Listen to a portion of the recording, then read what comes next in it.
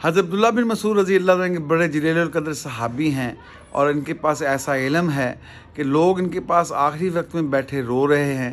लोगों से पूछा क्यों रो रहे हो? वो कहने लगे हज़रत इसलिए रो रहे, आपके बाद हम इल्म किससे सीखेंगे, आपके बाद ईमान और यकीन हम किससे सीखेंगे? तो फरमाने लगे जिसका मफ़हूम ये है कि मत रो, ऐसी बात नहीं है। अल्लाह पाक क़यामत तक इस इल्म को भी बाकी रखेंगे और यकीन को भी बाकी रखेंगे। और देखो इब्राहीम अलैहिस्सलाम के पास ईमान व यकीन नहीं था, लेकिन अल्लाह ने उनको अता फरमाया। जो बंदा सच्चे दिल से ईमान यकीन मांगता है अल्लाह उसको ज़रूर अता फरमाता है। बस हम अल्लाह की तरफ अपना रुजू करें, अल्लाह को अपना खालिक माने, मालिक माने, राज़िक माने, उसको मुश्किल कुशा माने। अगर हम ऐसा करेंगे तो हमारा तज़किरा आसमानों के ऊपर होगा, फरिश्तों की महफिल में होगा।